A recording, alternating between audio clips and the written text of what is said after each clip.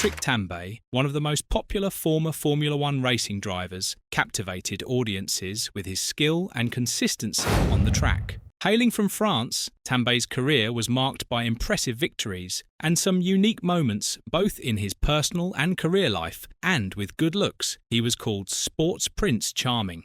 From winning races in Formula One to facing controversies surrounding his involvement in the tragic death of Gilles Villeneuve, Tambay's life was a roller coaster of highs and lows. Because let's face it, can the life of such a megastar really be an easy one? And it's definitely what we are going to talk about today. The exclusive moments in the life of Formula One racing legend Patrick Tambay will be explored, shedding light on the highs and lows of his journey in the fast-paced world of Formula One. So folks, if you want to continue watching videos about the controversies of famous legends, you gotta share and subscribe to our channel for more videos to know about your most favourite legends' lives.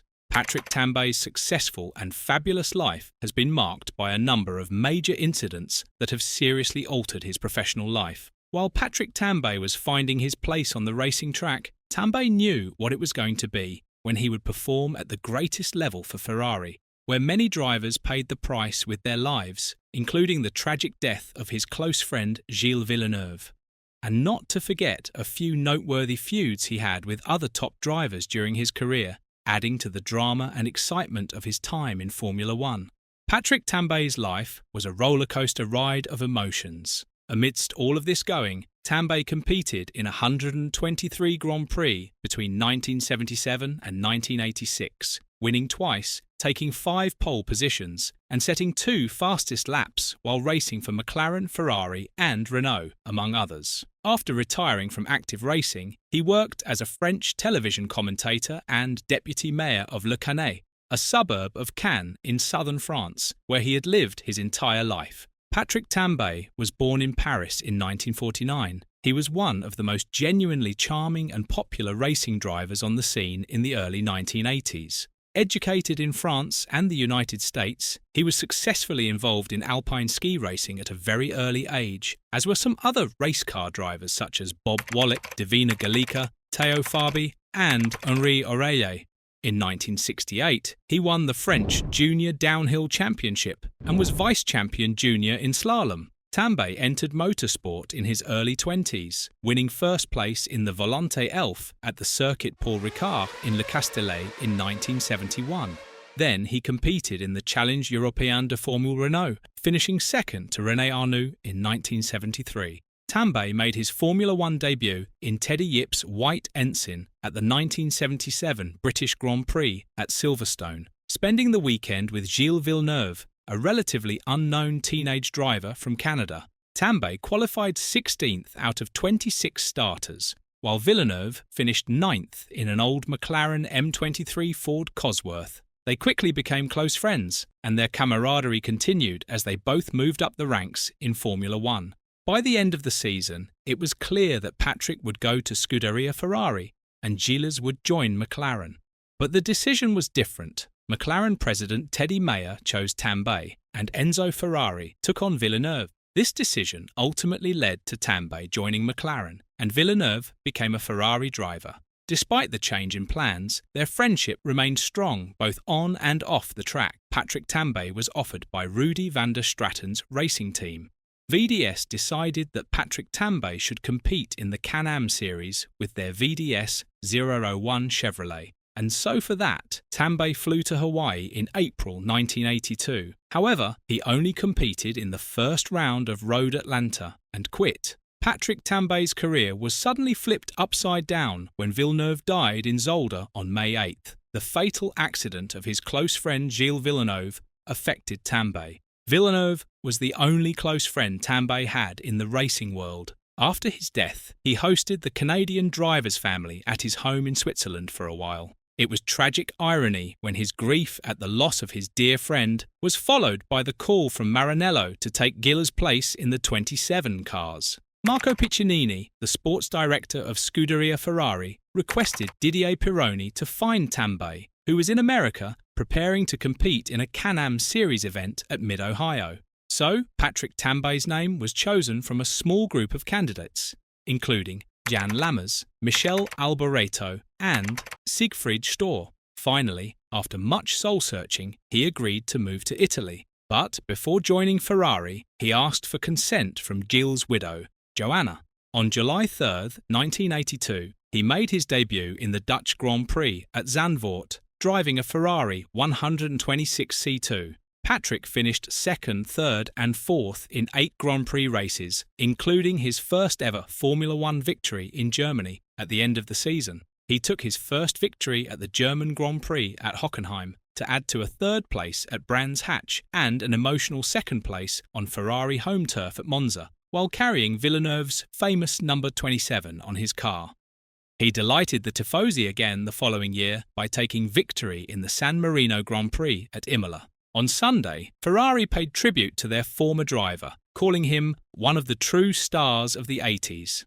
This was one of Tambay's most memorable moments, winning the 1982 German Grand Prix, where he dedicated his victory to Villeneuve. At Hockenheim, he performed admirably in his 4th race with Ferrari, driving the only red car on the starting row. It was after his teammate Pironi got badly injured the day before in his horrific practice accident. But something also was driving Patrick Tambay. It was his spirit to win for Gilles. René Arnoux, his old junior competitor, joined him at Ferrari in 1983. He started the season well, and at the 4th Grand Prix of the season in Imola, Italy, Patrick spotted a message attached to his car. Patrick, win for Gilles. A year before, Villeneuve had been cheated out of victory by Pironi over a team order. At one point during the race, Tambay later reported, he felt he was losing concentration and heard a loud bang in the car. He thought to himself that it was Villeneuve telling him to focus, and he went on to score his 2nd Grand Prix victory. Tambay once was believed to be a natural and elegant driver, which is generally regarded as a sign of weakness in Grand Prix racing. One of the older commentators was supposed to have said about him, "He is too nice a guy but not ruthless enough." And Patrick answered calmly, "I really don't think it's necessary to be a bastard through your life to succeed. How can I change my personality? People are the way they are." Well, we might be able to change our driving style a bit, but changing who we are as people is a different story. Tambay's approach on racing and success differs a whole lot from the common belief we hear, which is that ruthlessness is a necessity to excel in Formula One. Well, he certainly disagreed with this belief and proved it with all his records. Ultimately, Tambay's success on the track proves that being a good person doesn't have to be a hurdle to achieving greatness. When it comes to the feuds, it's quite evident again that Patrick was actually able to maintain positive relationships with his fellow drivers too.